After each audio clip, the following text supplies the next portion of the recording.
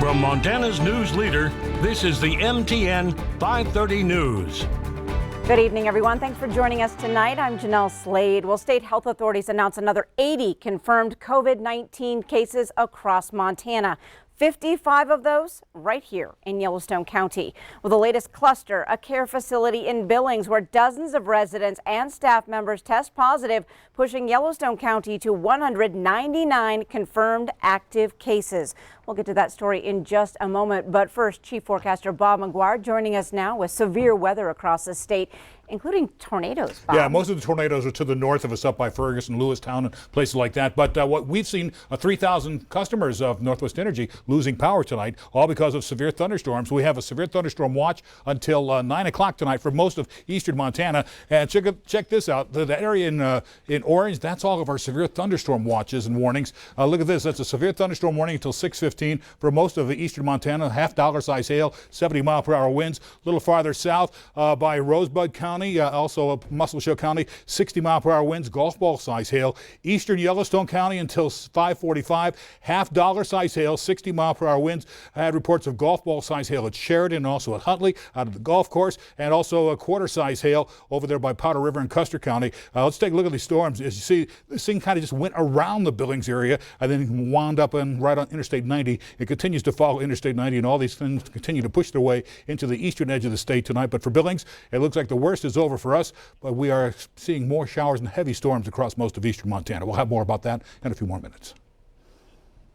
All right, thanks so much, Bob. And back to tonight's other top story. A West End long-term care facility is in quarantine, and Governor Steve Bullock is not happy. Q2's Russ Riesinger following this story tonight and is standing by in the newsroom with what we know, plus more on the governor's reaction. Russ. Well, tonight we know that 2 of the residents at Canyon Creek Memory Care Community are hospitalized, and the governor says the situation is unacceptable. Now, this after the majority of the residents there tested positive for COVID-19, 58 people in all, 43 residents and 15 staff members so far, and they don't have all the results from that testing finished yet. How COVID-19 got into the facility on Billings West End remains a mystery, much like the virus itself. But one thing is very clear, it's highly contagious and especially dangerous for older people with underlying conditions. Older people tend to have multiple underlying chronic disorders that make it more difficult. And I think the other piece, particularly in a memory care facility, is people who have significant cognitive impairment can't follow the instructions of keeping your distance and washing your hands and wearing a mask. So they're at very high risk to get the disease. And once they get it, they're at very high risk for severe disease and high risk of death. The owner of Canyon Creek says protocols were put into place back in mid-February to prevent exposure to COVID-19, limiting visitation and monitoring staff. Governor Bullock addressed the situation this afternoon. Canyon Creek had declined participation when we encouraged sentinel testing. Every single assisted living facility should be conducting sentinel testing. So the purpose of this rule is to help prevent what's happened at Canyon Creek moving forward. The governor plans an order this week making that testing mandatory for visitors to be allowed in senior facilities. Visitations are already on hold in Yellowstone County after positives in a number of senior facilities last week. I know a lot of people are still thinking that it's not that big a deal, but I think when you look at what we talked about over and over, the risk of getting in vulnerable populations, how quickly it can explode in that type of population. Again, 58 positive tests from this one facility. 2 people are hospitalized tonight. 33 people tested negative, mostly staff, and they're still awaiting tests on another 24 staff and residents there. Those who have tested positive are being isolated and are under quarantine tonight. Jeanelle? All right, thanks so much, Russ. Well, both the state and Yellowstone County smashing records as the total active cases stands at 516 tonight. Yellowstone County surpassing Gallatin County in total cases and now has more than 2 times the number of active cases. Yellowstone County at 199, Missoula County 58, Gallatin County 54, and at 27 active cases in Bighorn County. So far, more than 105,000 tests have been performed. Now, even with the sharp increase in Yellowstone County, Bighorn County health authorities tonight say their county remains the hot spot in the state. The latest data shows Bighorn County has more than 3 times the total number of cases and active cases per capita of Yellowstone County. The county has recently been averaging between 2 and 3 new cases each day, with a total of 22 new cases this first week of July. Well, as of June 1st, Vitalant Blood Donation Center in Billings started testing for COVID-19 antibodies. Donor recruitment manager Aaron Baker says they are testing individuals following a successful blood donation. Baker says just because you test positive or negative to having the antibodies does not mean you are immune to the virus. Baker says results for the tests will take between 10 and 14 days. This is an added benefit that we're able to give to our donors. It can be a peace of mind for you if you're wondering if you've had it. A lot of times you hear that, well, I could have had it back in March, or I'm pretty sure I had it. Even if you have had the antibody, there's no proof that that causes an immunity to COVID. So please make sure you're still following the CDC recommendations for being out in public, 6 foot distancing, wearing your mask when possible.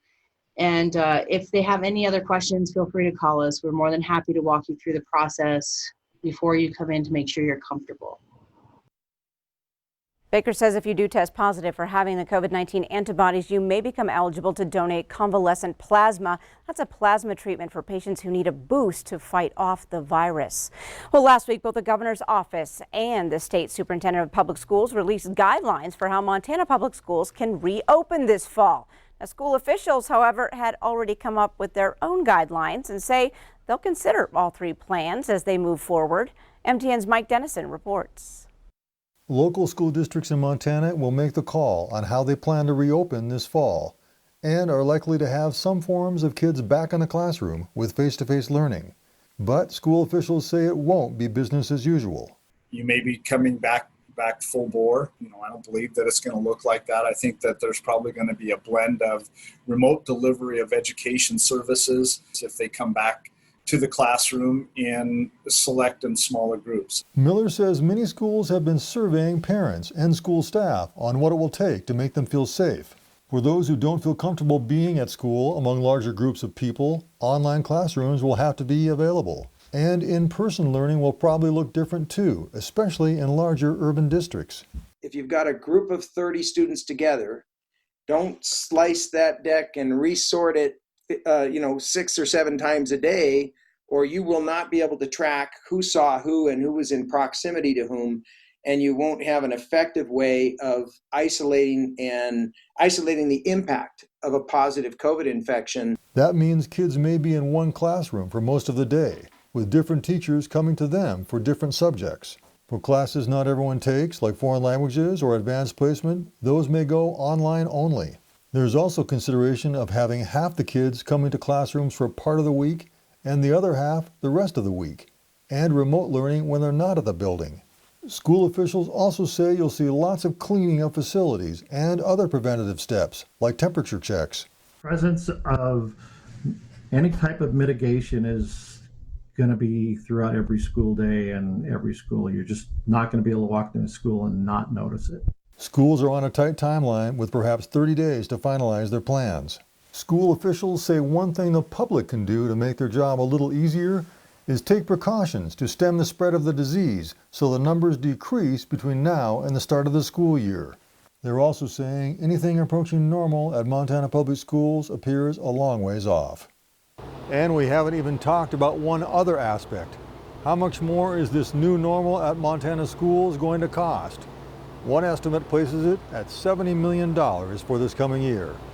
Reporting from Helena, Mike Dennison, MTN News.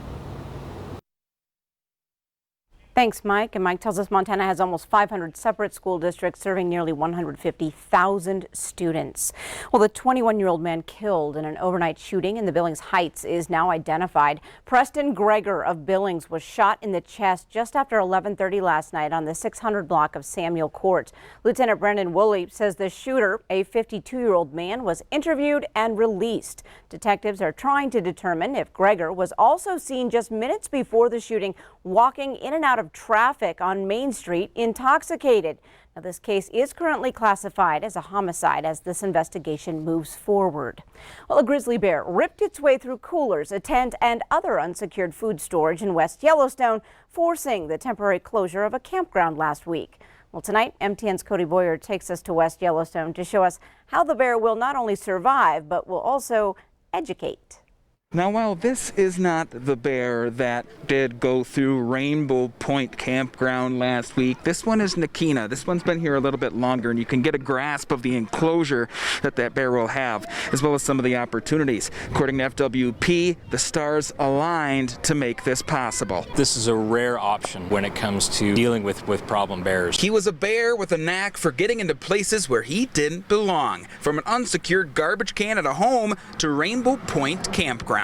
Within that campground alone was able to access food in an unsecured cooler, as well as some food and some garbage in the back of a pickup truck. FWP Information Officer Morgan Jacobson says, well, he didn't stop there. The bear also toppled a tent that was there that was unoccupied, and then climbed on a vehicle that was occupied while people were sleeping. But with a nose like a grizzly, Jacobson reminds us the bear is not to blame. All these unsecured food and attractant sources were the root cause of the problem. The U.S. Forest Service and FWP acted quickly, using traps to capture the bear. That's when the bear got lucky and found a rare space at the Grizzly and Wolf Discovery Center. They happened to have space there. The stars kind of aligned to make that happen, but it isn't always an option. In fact, most of the time, it is not an option, and we have to euthanize the bear. But now the bear gets to help, alongside Nakina and the other 7 bears at the center. Oh, check that out. Playing in the water. The bear with a particular set of skills will now get a chance to put his skills to use. The center will safely test food storage containers using the bears in the spring. The Rainbow Point bear will get a chance to do the same, but Jacobson again says this isn't usually the case. Usually,